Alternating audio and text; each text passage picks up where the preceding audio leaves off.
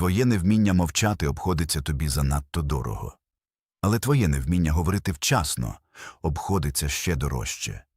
Ти навіть не помічаєш, як власний внутрішній діалог повільно отруює фундамент твоєї особистості. Це відео не для всіх. Воно для тих, хто вже зрозумів, головний ворог не зовні. Він усередині.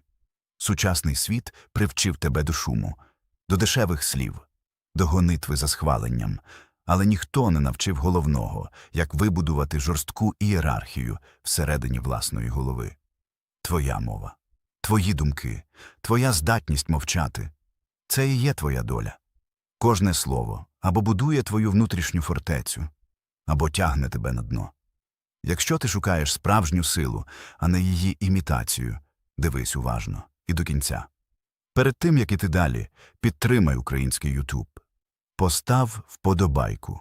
Напиши в коментарях «Внутрішня сила» як обіцянку самому собі і підпишись, якщо це тобі відгукується. Ти коли-небудь ловив себе на думці, що після розмови стає не легше, а слабше, ніби щось із тебе витекло і вже не повернеться. Чесно кажучи, це не випадково. Більшість людей втрачає силу не через удари ззовні, а через слова, які вони вимовляють без потреби, і через ті, що безперервно крутяться в голові. Подумай про це глибоко. Світ навчив тебе говорити багато, коментувати, пояснювати, виправдовуватися, заповнювати тишу, бо тиша лякає, але ніхто не навчив головного – як вибудувати ієрархію всередині власного розуму.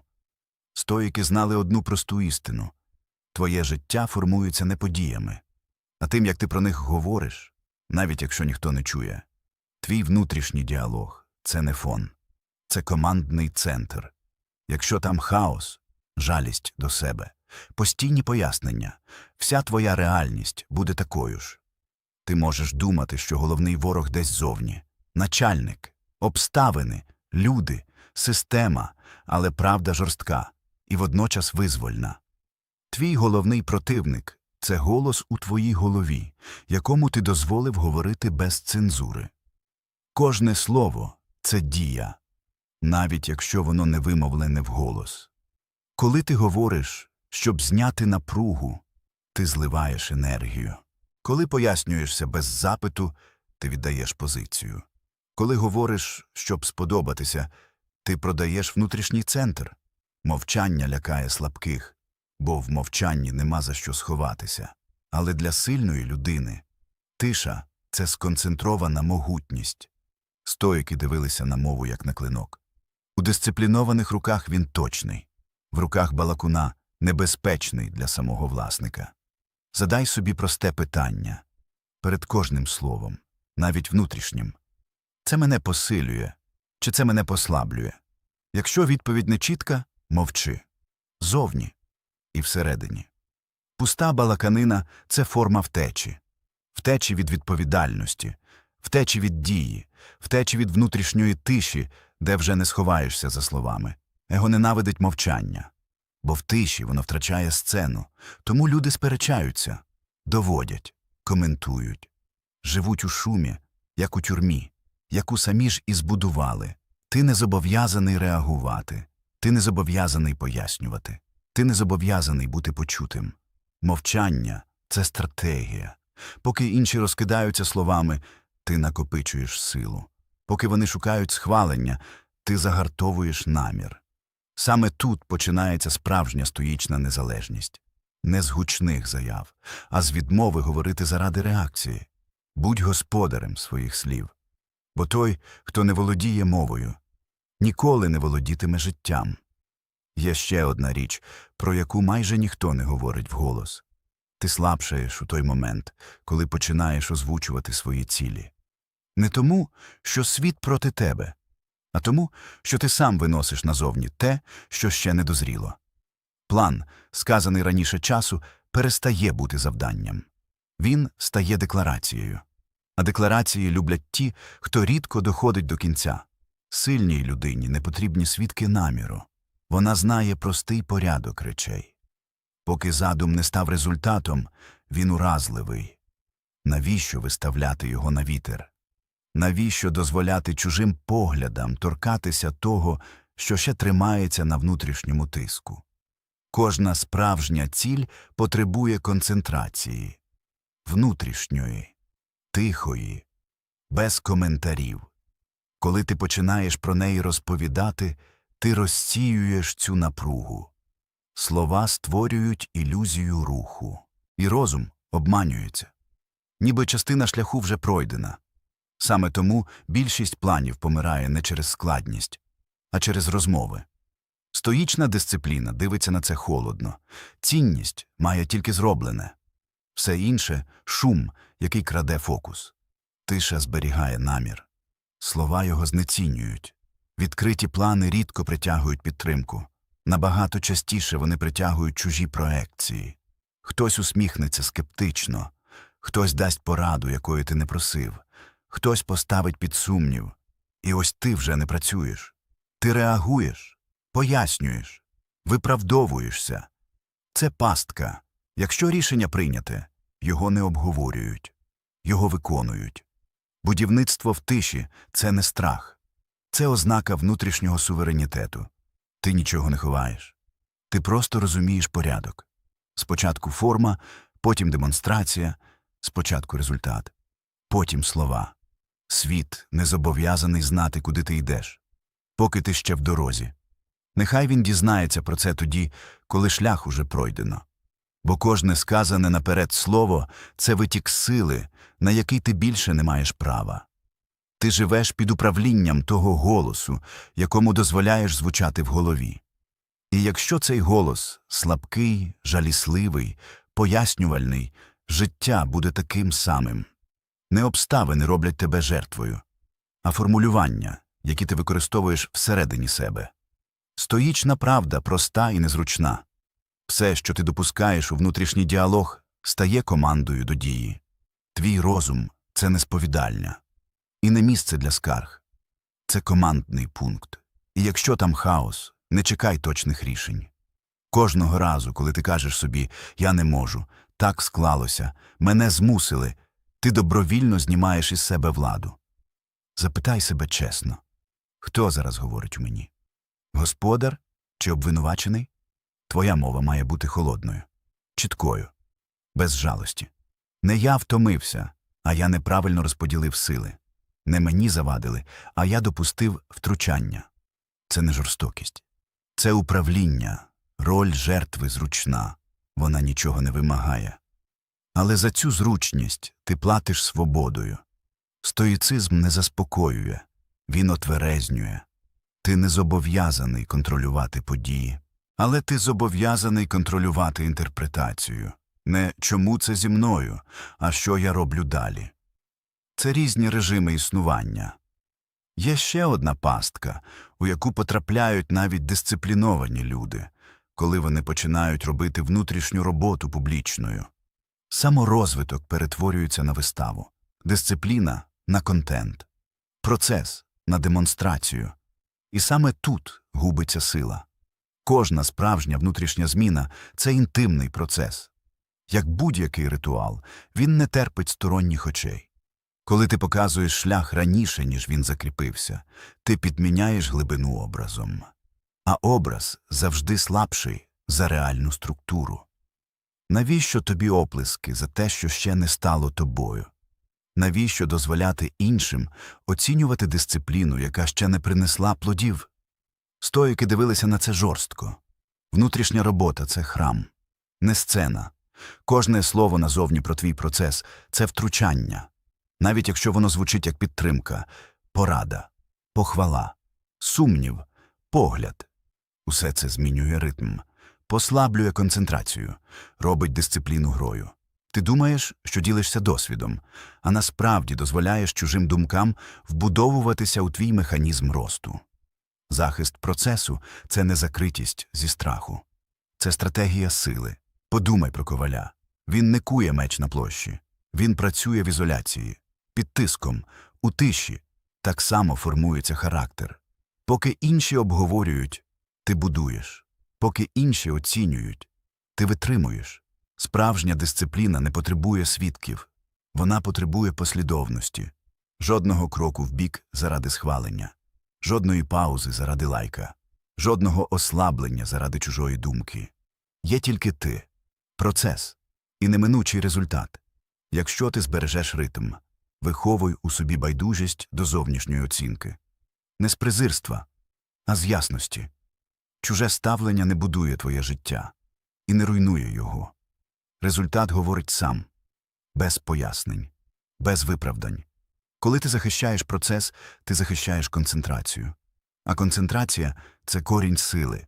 Той, хто намагається керувати твоєю увагою, втрачає це право в той момент, коли ти перестаєш реагувати. Тиша стає стіною не для ізоляції, а для формування. У цій тиші народжується ритм, звичка, опора. І коли результат з'являється, йому не потрібні пояснення. Він стоїть сам. Не поспішай показувати шлях.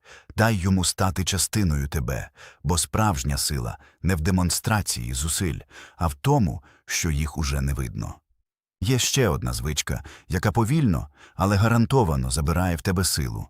Постійне бажання вставити слово, додати коментар, висловити думку, показати, що ти зрозумів, що ти знаєш, що ти не гірше. Его любить говорити, бо мова створює ілюзію контролю. Але стоїчна правда тут неприємна. Важливо не те, що ти сказав, а те, що ти почув і засвоїв. Коли ти постійно перебиваєш, ти не слухаєш. Ти чекаєш паузу, щоб знову говорити. І в цей момент інформація перетворюється на шум. А ти – на людину, яка махає мечем у темряві. Задай собі чесне питання. Ти керуєш увагою? Чи твій язик керує тобою? Слухання – це не пасивність. Це активна дисципліна. Це здатність утримувати паузу. Спостерігати без реакції, не втручатися одразу. Кожне невимовлене слово – це збережена енергія, яку можна спрямувати на дію. Его буде чинити опір. Йому потрібна сцена. Йому потрібно бути поміченим. І саме там, де з'являється цей внутрішній свербіж, сказати щось. Ти бачиш, де втрачаєш контроль. Виховуй у собі мовчання як інструмент, не як обмеження. Той, хто слухає, збирає дані, бачить слабкі місця, помічає можливості. Для сильної людини розмова – це не змагання думок. Це карта місцевості. Той, хто весь час говорить, не бачить дороги. Кожне втручання заради его позбавляє тебе стратегічної позиції. Тому вимагай від себе дисципліни уваги. Слухати до кінця, аналізувати глибоко, діяти точно. Его – це вогонь. Увага – вода. Коли ти перестаєш реагувати автоматично, ти перестаєш бути заручником чужих слів. Ти починаєш чути те, що більшість пропускає. І в цій тиші, де ти не змагаєшся, не доводиш, не пояснюєш, народжується вплив. Не гучний, не показовий, а точний. Слухання стає зброєю, доступною лише тим, хто навчився підкоряти себе собі. Мовчання може бути тягарем, а може – короною. І різниця між ними не зовні, а всередині. Є мовчання, яке виглядає силою, але насправді є страхом. Людина не говорить не тому, що контролює ситуацію, а тому, що боїться втратити обличчя, бо боїться конфлікту, бо боїться бути побаченою такою, як є. Це мовчання не захищає, воно сковує. Ти ніби ховаєшся за закритими губами, думаючи, що так зберігаєш контроль. Але всередині росте напруга, і з кожним разом вона забирає ще більше енергії. Стоїки чітко розрізняли ці стани. Є мовчання зі слабкості, і є мовчання з позиції. Перше – це втеча. Друге – стратегія. Запитай себе чесно, коли ти мовчиш, ти бачиш і керуєш. Чи просто уникаєш? Лідер не мовчить через страх. Він мовчить, щоб зібрати простір. Його пауза – це не порожнеча. Це час для оцінки, для спостереження, для вибору. Тому його слова мають вагу. Бо вони не витрачаються на дрібниці. Він не прагне бути почутим усіма. Він говорить тоді, коли слово змінює хід подій. Стоїцизм не вчить домінувати над іншими. Він вчить не бути керованим. Коли ти мовчиш усвідомлено, ти не зникаєш. Ти стаєш центром. Люди відчувають це, навіть якщо не можуть пояснити. Трусливе мовчання розсипається під тиском. Воно потребує постійних виправдань. Воно напружене. Мовчання з позиції спокійне, стійке. Воно тримає форму. У такій тиші з'являється пауза. А пауза дає тобі головне – час. Час подумати, час не реагувати, час не піддатися емоції. Твоя мова перестає бути автоматичною. Вона стає вибором, і кожне невимовлене слово працює на тебе. Навчися відрізняти ці два мовчання. Не зовні, а всередині себе. Якщо ти мовчиш і відчуваєш стиснення – це страх. З ним треба працювати. Якщо ти мовчиш і відчуваєш ясність – це сила. Її треба берегти. Бути господарем слів означає бути господарем пауз. Бо саме в паузі ти перестаєш бути реакцією і стаєш джерелом дії. Є місце, де доросла людина найчастіше програє сама собі. Це дрібні емоції, невеликі трагедії, не катастрофи, а саме дрібниці, які щодня непомітно з'їдають внутрішній ресурс. Один недобрий тон, один погляд, одна фраза в транспорті, одна дурна новина. І все. Всередині запускається механізм. Ти наче натискаєш кнопку, і твоя увага злітає з рейок. Стоїки називали це дуже просто. Ти віддав кермо тому, хто не вміє керувати. Емоція – поганий водій. Вона різко гальмує, різко тисне газ. І не бачить дороги. Але важлива правда така. Емоції не зникають, якщо їх забороняти. Вони зникають, коли ти перестаєш бути їхнім солдатом. Тобі не потрібно ставати холодним. Тобі потрібно стати точним. Поки ти реагуєш автоматично, ти живеш у режимі, де будь-хто може натиснути на кнопку і забрати твою енергію. І саме тому втома часто не від роботи, а від реакцій. Ти прожив день, а потім згадуєш не те, що зробив, а те, на що розізлився, з ким посварився, що сказав зайве, що прокрутив у голові 10 разів. Ось тобі стоїчний принцип, який реально змінює життя. Емоція – це рахунок, і ти не зобов'язаний його оплачувати. Зупинись на секунду. Коли всередині піднімається хвиля, не борися з нею, не пояснюй її, не виправдовуй, просто назви. Є роздратування, є образа, є тривога. Це коротка фраза, але вона відділяє тебе від імпульсу. Ти перестаєш бути «я злюся», ти стаєш тим, хто бачить злість. І далі, головне. Запитай себе прямо, це зараз корисно для моєї справи? Чи це просто витік? Бо більшість емоцій не просить справедливості. Вона просить уваги, і якщо ти даєш їй увагу, вона росте. Тому стоїчна дисципліна – це фільтр. Не «що я відчуваю», а «на що я готовий витратити силу». Є речі, які варті твоєї реакції. Небагато. Все інше – шум, який маскується під важливість. Ти не зобов'язаний відповідати на провокацію. Ти не зобов'язаний доводити правоту. Ти не зобов'язаний випускати пар, щоб стало легше. Це пастка.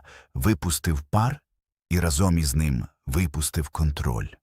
Сильна людина робить інакше. Вона зменшує витрати. Вона не дозволяє дрібницям забирати день. Не тому, що їй все одно, а тому, що вона бережно ставиться до енергії. І ось практичний протокол, без теорії. Коли тебе зачіпає щось зовні, зроби паузу на 3 подихи і задай 3 питання. Що саме мене зачепило? Чи це змінює моє життя через годину? Що я зроблю далі, щоб не втратити фокус? Все. Ось і стоїцизм в дії. Ти не прибираєш емоції. Ти прибираєш марнотратство. Бо свобода – це не коли ти нічого не відчуваєш. Свобода – коли ти відчуваєш, але не підкоряєшся. І коли ти перестаєш платити за кожну емоцію, ти раптом помічаєш – енергії стає більше. Ти не став іншим світом, ти став іншим кермом. Є момент, у якому більшість людей ламається остаточно. Це момент помилки, не катастрофи, не провалу життя, а конкретного збою. Одного. Стоїки дивилися на це без емоцій. Бо вони знали, людину руйнує не помилка, а те, що вона починає з нею робити всередині себе. Сором, гнів, самозвинувачення, пошук виправдань, пошук винних. Усе це не має жодної практичної цінності. Нуль. Це не аналіз, це шум. Помилка – це факт. Факт не ображає, факт не принижує. Факт не має емоцій. Емоції з'являються пізніше, і саме там люди втрачають контроль. Подумай чесно, скільки разів ти програвав не через саму ситуацію, а через те, що тижнями прокручував її в голові. Ти не виправляв, ти пережовував. Стоїчна позиція тут холодна і точна. Помилка – це не про тебе. Це про систему, яку ти використовуєш. І якщо система дала збій, її не ображають, її розбирають. Сильна людина в момент помилки не питає, чому я такий? Що зі мною не так? Вона питає інше. Де саме стався збій? Яке рішення було помилковим? Яке припущення виявилось хибним? Який сигнал я проігнорував? Без драми, без жалості, без історій. Ти не на допиті. Ти за робочим столом. Поки інші тоне у соромі, сильний збирає дані. Бо тільки той, хто прибрав емоцію, бачить механізм. А хто бачить механізм, керує. Ось головна різниця, яку варто засвоїти. Емоційна реакція на помилку закриває доступ до розуму. Аналіз відкриває. Жаль не виправляє. Самобичування не вчить. Гнів не будує. Вони тільки фіксують тебе в точці збою. Стоїцизм не дозволяє жити в цій точці. Він змушує рухатися далі. Факт, висновок, корекція. Без паузи на драму. Ти фіксуєш, що сталося, ти змінюєш параметри, і ти продовжуєш рух. Саме тому сильні люди виглядають холодними. Насправді вони просто не марнують енергію на те, що не дає результату. Помилка – це креслення. І якщо ти вмієш його читати, вона працює на тебе. Той, хто застряє в емоціях, переживає поразку знову і знову, навіть коли вона вже минула. Той, хто аналізує, переживає її один раз і забирає з неї користь. Ти не твоя помилка, ти не твій збій, ти не твоя невдача. Ти той, хто здатен перетворити збій на інструкцію. І в той момент, коли ти перестаєш емоційно жити в поразці, вона втрачає над тобою владу. Залишається тільки досвід. Чистий, практичний, а з ним рух далі. Є ще одна зона, де люди добровільно здають позиції. Надмірна відвертість. Ти думаєш, що ділишся думками заради близькості, за розуміння, за підтримку. Але реальність твереза. Більшість слухає не для того, щоб допомогти, а щоб зібрати інформацію. Сумніви, плани, наміри, стратегії – усе сказане стає даними, і не завжди на твою користь. Стоїки не були параноїками, вони були уважними, вони розуміли просту річ. Ніхто не зобов'язаний берегти твої інтереси. Твої слова – це територія, і кожне зайве слово відкриває вхід. Коли ти розповідаєш про цілі, ти знову створюєш ілюзію руху. Слово замінює дію. Розум заспокоюється. А той, хто слухає, отримує карту. Хтось скористається нею несвідомо, хтось цілком усвідомлено. Ти ж не знаєш, напевно. Надмірна відвертість послаблює дисципліну. Ти починаєш коригувати поведінку під очікування інших. Пояснювати, підлаштовуватися, озиратися. І ось ти вже не йдеш шляхом. Ти реагуєш на погляди. Стоїчна позиція проста. Якщо інформація не захищає процес і не посилює результат, її не варто озвучувати. Слова – це ресурс, не повітря. Виховуй у собі мовчазну точність. Говори тільки тоді, коли слово має функцію. Довіра без меж не створює союзників. Вона створює спостерігачів. Світ нейтральний. І твоя мова має бути інструментом, а не подарунком. Коли ти говориш занадто багато, інші починають впливати на ритм, навіть не бажаючи цього. Порада тут проста, але складна у виконанні. Покажи результат, а не шлях. Нехай побачать підсумок, а не сумніви, а не чорнові версії, а не незавершений процес. Захищаючи інформацію, ти захищаєш свободу дії. Ти залишаєш за собою можливість міняти стратегію. коригувати рух, без виправдань. Справжня сила не в відкритості, а в усвідомленому мовчанні, коли кожне слово перевірене, виважене, необхідне. Так ти перестаєш бути вразливим і стаєш непередбачуваним. А непередбачуваність – це форма контролю. Є ще одна річ, яку люди майже не усвідомлюють. Кожне сказане слово створює зобов'язання, навіть якщо ти не обіцяв, навіть якщо говорив просто так, навіть якщо жартував. Слово фіксує рамку, і після цього рамка починає керувати тобою. Ти сказав, і тепер маєш відповідати. Навіть якщо обставини змінилися, навіть якщо з'явилася краща стратегія, навіть якщо ти бачиш, що шлях був хибним. Стоїки це розуміли дуже чітко. Свобода починається не з дії, а з того, що залишилося невимовленим. Коли ти мовчиш, у тебе є простір для маневру. Ти можеш змінити напрям, скоригувати план, зробити крок назад або вперед без тиску чужих очікувань. Слова ж створюють навколо тебе поле зобов'язань. Люди запам'ятовують, фіксують, чекають. І не завжди з добрими намірами. Кожна публічна заява – це добровільна постановка себе під оцінку. Хтось чекає, коли ти не дотягнеш. Хтось, коли оступишся. Хтось просто зберігає це як важіль. Ти недооцінюєш вагу сказаного. Але слово – це контракт, навіть якщо ти його не підписував. Тому стоїчна дисципліна вимагає простого правила – говори менше, ніж можеш. І тільки те, за що готовий нести наслідки. Перш ніж щось сказати, зупинись на мить і запитай себе – це дає мені свободу чи забирає її? Це залишає простір чи фіксує мене? Це служить дії чи просто створює образ? Більшість говорить, щоб показати впевненість. Але на практиці вони просто скорочують власні варіанти. Мовчання зберігає гнучкість. А гнучкість – це сила. Коли ти не озвучуєш наміри, ти не прив'язаний до очікувань. Ти можеш діяти з реальності, а не з образу, який сам же і створив. Бути стриманим у словах – це не слабкість. Це контроль. Несказане залишається твоєю територією. Закритою, автономною, недоступною для маніпуляцій. Справжня дисципліна в мові – це здатність витримати тишу, коли хочеться говорити. Бо саме в цей момент ти зберігаєш свободу. Свободу змінити курс. Свободу діяти без виправдань. Свободу не бути заручником власних слів. І той, хто вміє тримати слово в собі до моменту дії, перестає бути керованим. Є останній принцип, без якого всі попередні не працюють. Радикальна відповідальність. Без компромісів, без напівправди, без запасних пояснень. Ти живеш у світі, де ніхто не прийде наводити лад замість тебе. Ніхто не нестиме наслідки твоїх рішень.